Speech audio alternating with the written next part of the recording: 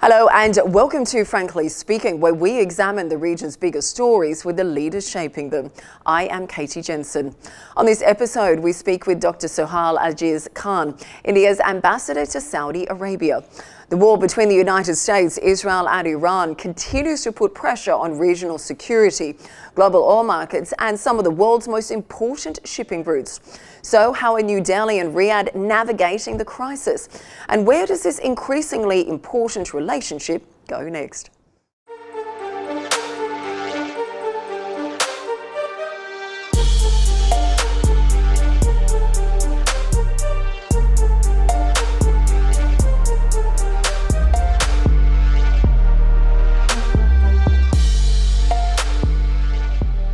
Ambassador, thank you so much for joining us on Frankly Speaking today. Oh, thank you very much. It's a great honor to talk to you and talk to your audience through your channel. Well, thank you for joining us. Now, we obviously have a lot to unpack on bilateral relations, but Ambassador, allow me to start with the overwhelming topic of the war in Iran. Now, your country and Saudi Arabia increasingly consult one another on regional and global security issues. Frankly speaking, how important has that dialogue become amidst the tensions involving Iran, the threats to maritime security and the attacks on critical infrastructure? Well, the conflict in the region is certainly a matter of great concern for us. As you know, this region is our extended neighborhood. We have a very large Indian community, nearly 10 million people living in the entire region, out of which about 2.7 million are in Saudi Arabia itself. It is one of our biggest trading partners. It is one of our biggest partners for energy, for fertilizers. So obviously, whatever happens in this region is of great importance to us. And the conflict has been a matter of great concern to us. Very early in the conflict, we have condemned the attacks on Saudi Arabia and the entire GCC region. Our leadership has been consulting each other and they have been engaged with each other very intensely. Honorable Prime Minister spoke to His Royal Highness Crown Prince and Prime Minister of Saudi Arabia on two occasions during this conflict. Our foreign ministers are talking to each other regularly. Recently, they met in Cyprus. Before that, they met in France also. Our National Security Advisor visited here in April. Our other ministers are in touch with each other. So we have a very intense engagement during this entire period of the conflict. Our position on the conflict itself is very clear. We have condemned the attacks on Saudi Arabia and the GCC. We also believe that the Strait of Hormuz should remain open, should go back to its form before February 28. In fact, the navigation and unimpeding the free navigation and the free trade routes is very important for our countries and for entire region and the entire world. The safety and comfort of our communities in this region is also of great importance to us, and we are paying a lot of attention to ensure their safety and comfort and association with the local government. And obviously the safety, I think, is a big concern, I think, for all of us in this part of the world. Now, as we've seen, India has consistently called for dialogue and de-escalation. Is that still New Delhi's position today, even after several Indian sailors lost their lives this week off the coast of Oman? Very unfortunate that the attacks on the civilian infrastructure, including on the shipping lines, are continuing. And in fact, there has been renewed attacks in the region in the last few days. It's regrettable. And we have consistently called for dialogue and diplomacy. We believe that is the only way to resolve the issues. We call upon all the parties involved to respect the ceasefire, to not attack the civilian infrastructure, including the shipping lines, and at the earliest conclude the diplomatic negotiations which are going on. And of course, there's been a lot going on when it comes to diplomacy behind the scenes as well, not only on the ceasefire talks, but also in terms of the evacuation. Tell me, what was your experience in the Saudi evacuation efforts and assistance provided to expat communities in the kingdom during the war? We saw 200,000 workers returned home back to India. That is a huge effort. Well, it was a matter of great relief that Saudi airspace remained open throughout the conflict, and Saudi Arabia supported our people from not only from Saudi Arabia but from the entire region to return to the country whosoever wanted to.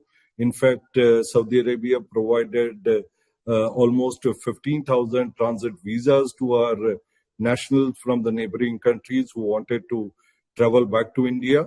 And Saudi also provided its airport facilities to many of the regional airlines, particularly from Kuwait, from Bahrain, from Iraq.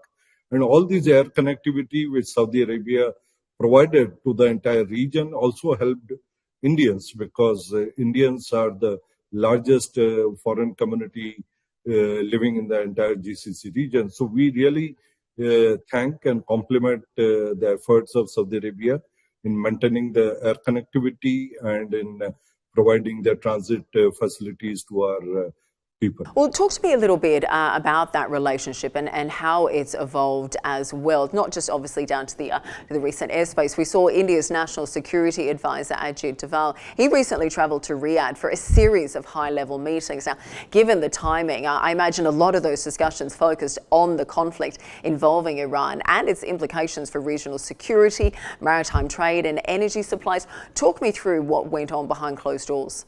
Well, as you know, our National Security Advisor is always in touch with his counterpart in Saudi Arabia. In fact, even before the conflict started, he was here in February for regular consultations. And of course, during the conflict, he came here in April and he had very extensive engagements here. He, of course, met with his counterpart, Dr. Masad Al-Aban. He also had very useful meetings with His Royal Highness Prince Abdulaziz, Minister of Energy, and His Highness Prince Faisal bin Farhan, the Foreign Minister.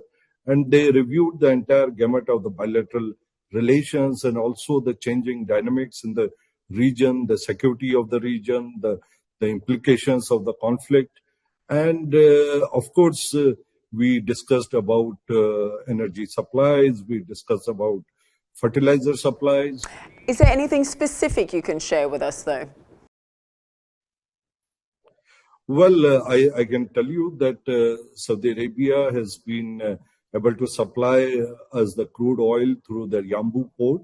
And in fact, I myself visited Yanbu last month, where I went to, there are two ports in Yanbu.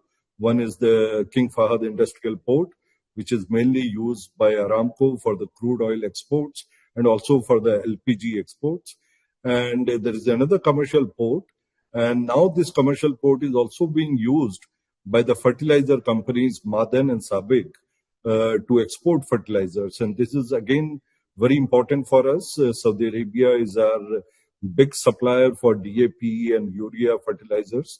In fact, for DAP, we have long-term agreements with Saudi Arabia, and they are reliable and long-standing suppliers. And we are very happy that now both Madan and Sabik are going to use Yanbu port to provide us the fertilizers. And we are constantly engaged with Saudi side, both on the crude, LPG, and the fertilizer trade. Well, let me ask you a little bit more about that, in particular when it comes to energy supplies. We know India imports a significant amount of its oil from the Gulf, and I think about 40% of your crude comes via the Strait of Hormuz. Talk me through whether energy supplies have been discussed. Have India and Saudi Arabia put any contingency plans in place should the conflict escalate further or disrupt regional shipping routes even more? Well, as I said, energy is certainly a very important component of our engagement with the entire Gulf, particularly with Saudi Arabia. In fact, Saudi itself is a supplier of about 15% of our crude requirements. And of course, during these talks, we talked about ensuring energy supplies, and Saudi has always been very reliable and a steady supplier of the crude requirements. And after they activated the Yambu port, that mitigated the impact on the supplies through the Hormuz. So as far as the Saudi is concerned, we are able to mitigate. Of course, there are still disruptions of energy supplies from some other countries in the region, which we feel that the Strait of Hormuz should remain open. And in that regard, our position is very similar to Saudi Arabia, very similar to other Gulf countries. The Strait of Hormuz, the trade routes should remain open, should not be hindered in any way whatsoever. And hopefully we do see that actually come into force.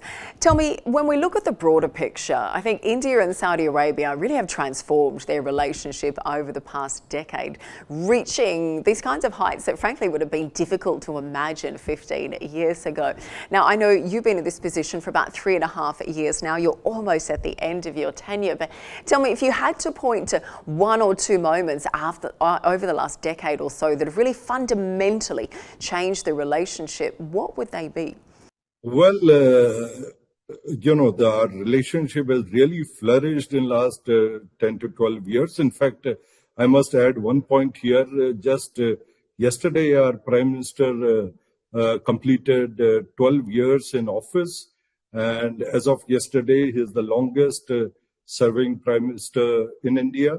And during his entire period in office, he has paid special emphasis to the Gulf region, to Saudi Arabia.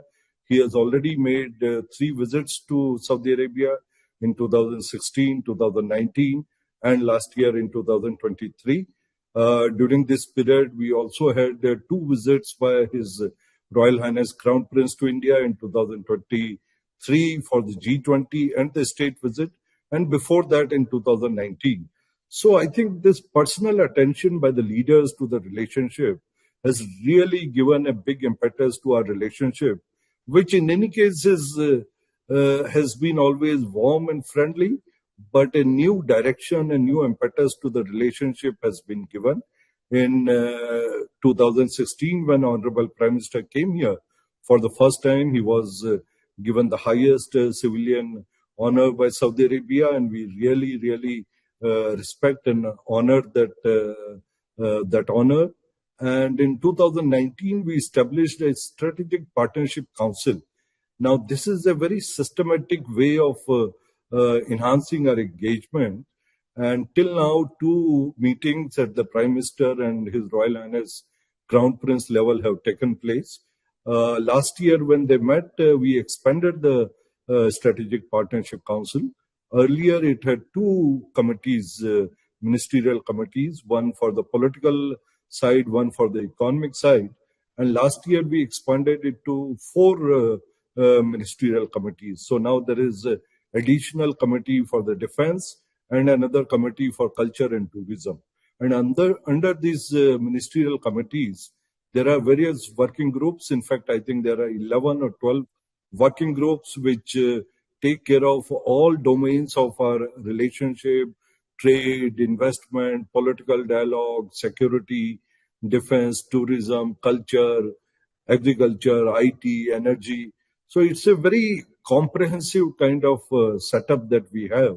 And this is something that guides our engagement. Overall, our political engagement, our ministerial engagements in last 10 years has been amazing. In fact, in just my tenure of 3 years, we have had almost 30 ministerial level visits to Saudi Arabia, and the similar number of visits from Saudi to India at official levels.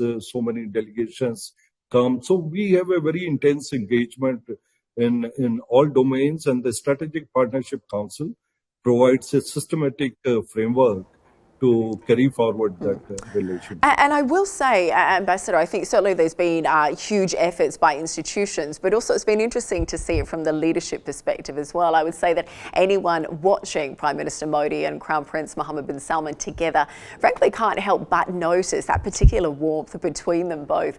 How important do you think that personal relationship has been in bringing the two countries closer together? I think it has been really important, and both the leaders they enjoy great rapport, they enjoy great relationship based on the mutual trust and mutual respect.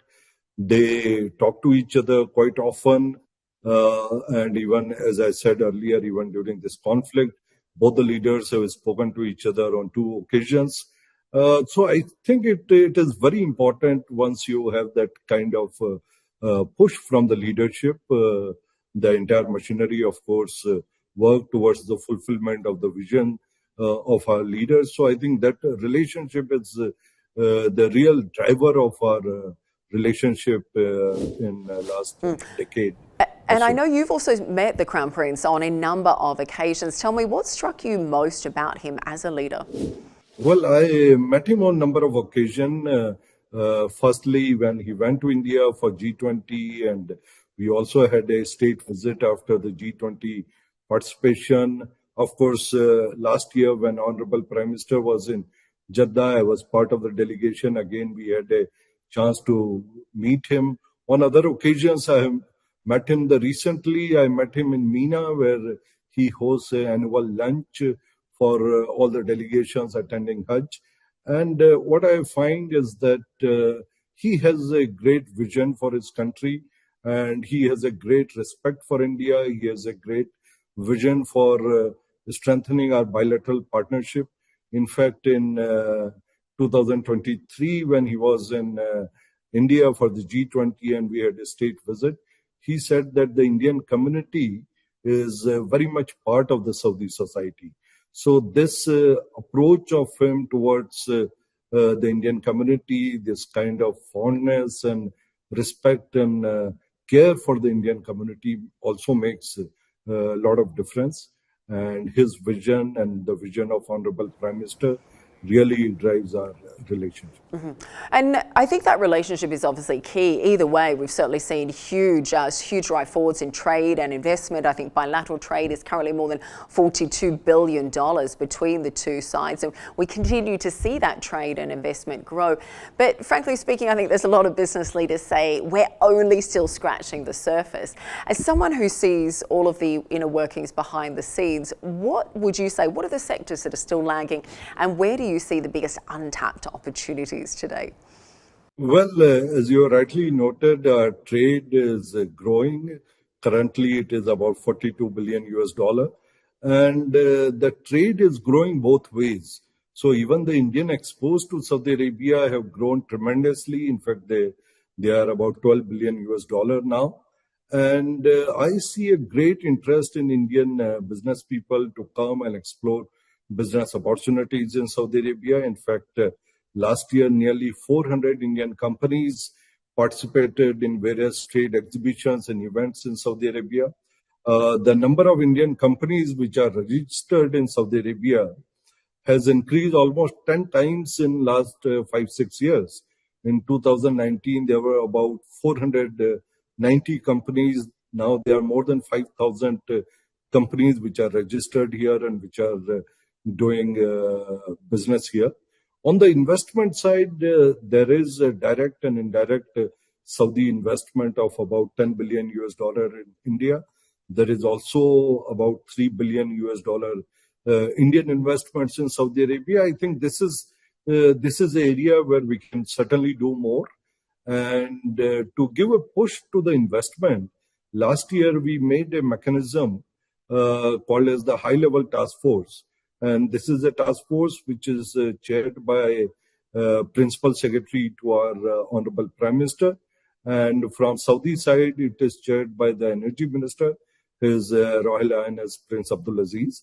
And last year, we concluded some big decisions as part of the high-level task force.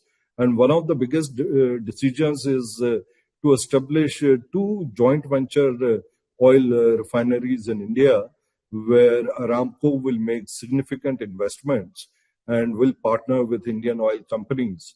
So we have this something in pipeline, and we are working for it.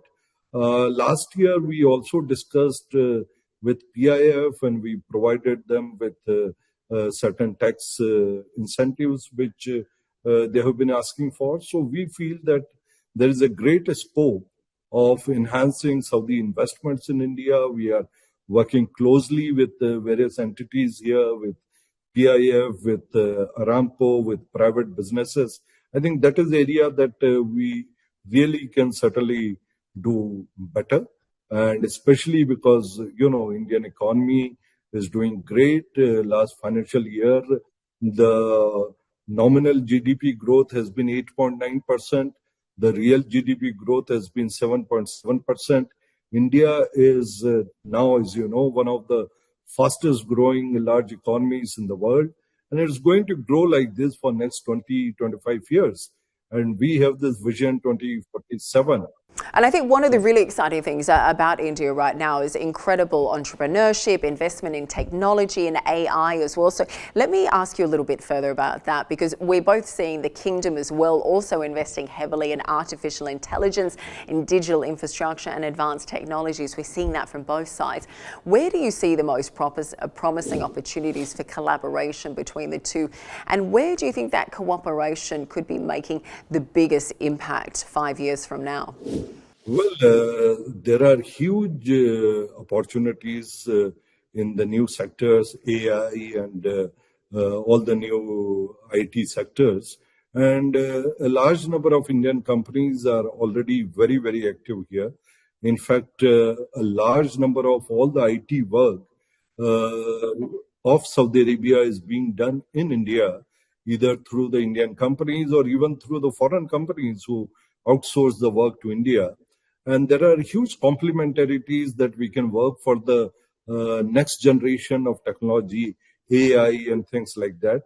Our companies are working very closely on some of the data centers here. Our companies are working, for example, with companies like Humane and Alat, who are driving the AI revolution in Saudi Arabia. So our companies are very much engaged.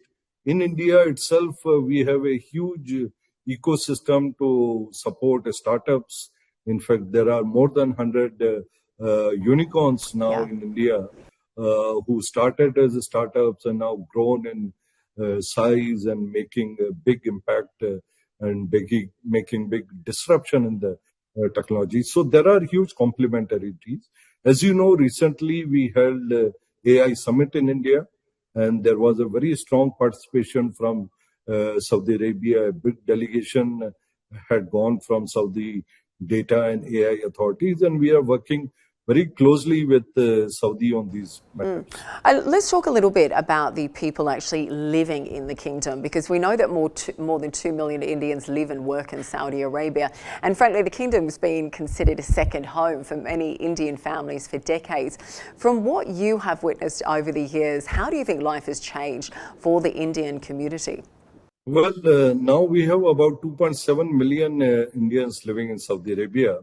And after I came, I have seen there is a trend that the number of Indian community has been increasing. And this is certainly due to the fact that our community feel comfortable here, they feel respected here, they are well integrated in the Saudi society. And also there are huge economic opportunities under Vision 2030 and other economic projects. So because of these things, Indian community has been increasing here, and they find it very comfortable living here. In fact, as I say, they are the living bridge between our two countries, and they also bring with them the Indian culture, Indian ethos, various facets of Indian culture like cuisine, Indian films are very popular here. So Indian community interaction with the Saudi society has really created a great bonds of warmth and friendship between our countries. And I think it's been really interesting for you personally to be able to see that transformation, I think, firsthand over the last few years. I have to say, I'd love to ask you about the growth of sport as well, because we hear a great deal about football, about golf and Formula One in Saudi Arabia. But between you, a proud Indian, and myself, a proud Australian, we have to talk a little bit about cricket, because I understand that cricket appears to be gaining momentum there as well. So tell me, how involved is the Indian community in that growth, and more broadly in the kingdom's cultural and sporting transformation? Well, Indian community is very much part of the cultural and sporting traditions in Saudi Arabia. And if we talk about the culture, the Indian culture is very well known to Saudi Arabia. Indian films are very popular here. Just last year, we signed a MOU on the cultural cooperation between our ministers. But even before that, in 2018, for example, in Janadria, which used to be the annual festival of Saudi Arabia, India was the guest of honor country, and we presented Indian culture, Indian dances, music, even yoga for 21 days.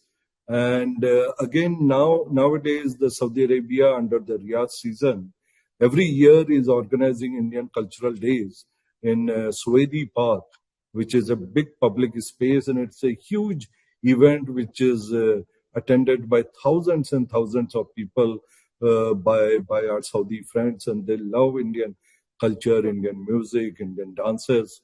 So these are the things which really, creates a good relationship between our communities and the Saudi society.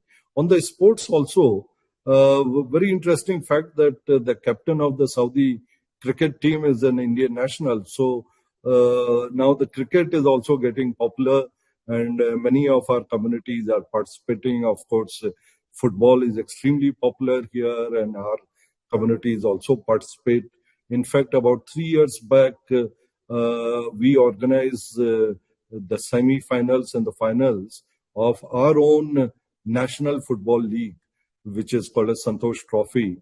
We organize those matches in Saudi Arabia. So there's a lot of exchanges on the cultural side, on the sports side, and our communities are very much part of the entire transformation which is happening in Saudi Arabia.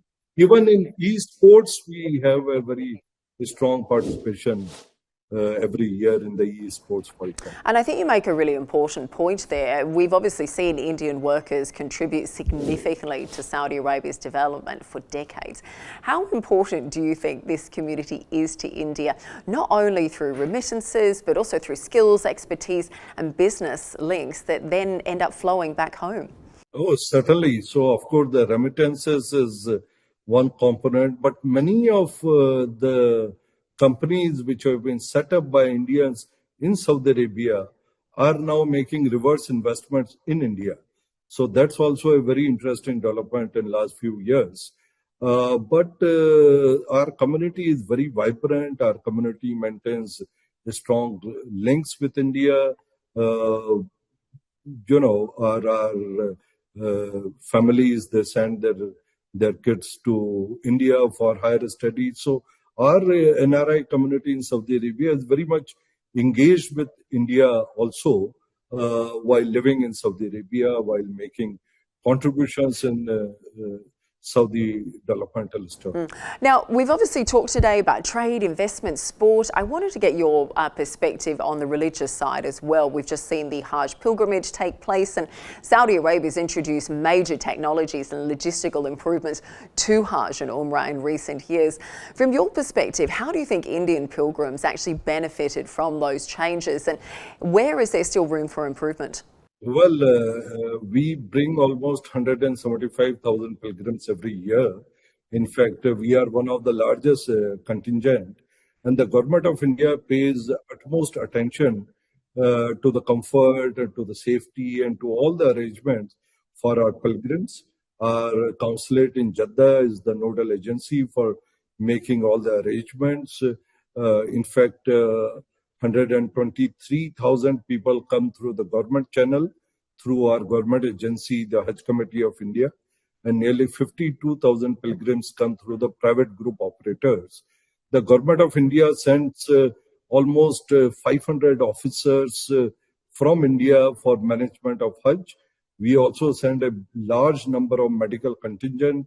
We set up dispensaries, hospitals, and we organize everything for our pilgrims, starting from their flights, from their movement, from their accommodation, their welfare.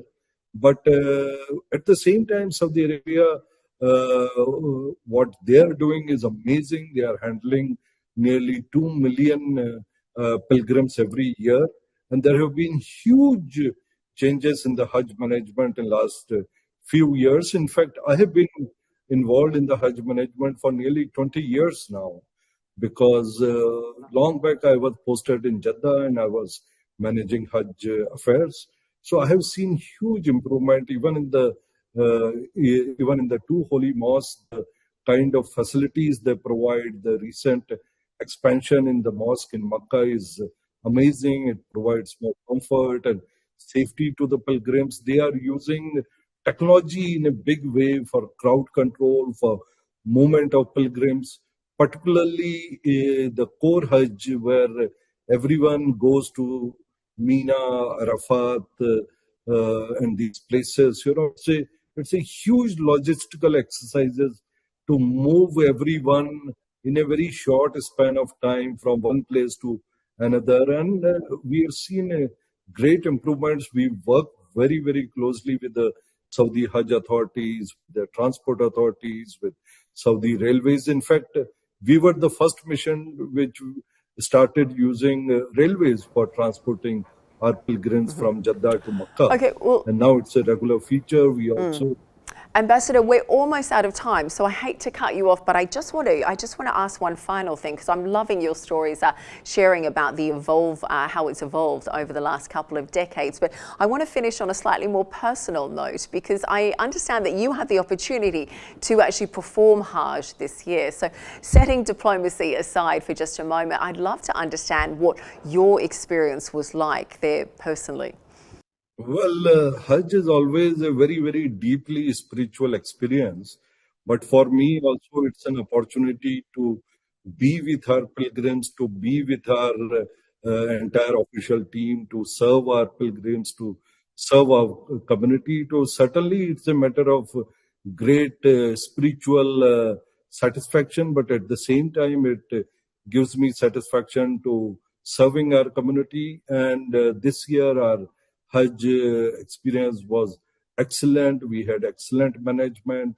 Our pilgrims were very, very satisfied, very, very happy with all the arrangements. So it was a great spiritual and satisfying experience. I imagine quite humbling to be a part of when we see the footage coming in of the huge numbers of people going on this incredible pilgrimage. It must be such a special moment of your life. Ambassador, thank you so much for joining us. We really appreciate your time, and thank you for sharing your insights with us, and we wish you the best for your final few weeks in that position in Saudi Arabia. Oh, thank you very much. And I just want to say in the end that my personal experience in Saudi Arabia has been great. I have extensively traveled in Saudi Arabia. In fact, I am one of the few ambassadors who have been to all the provinces, and everywhere I go, I see a lot of warmth, a lot of love and respect, and for us, for our community, for our country. And I see there is a great potential between India and Saudi Arabia.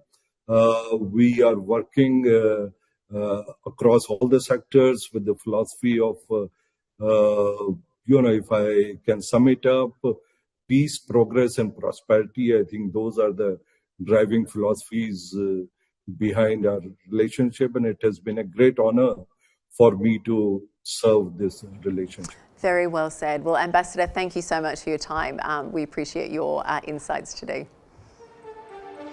Thank you. Thank you very much.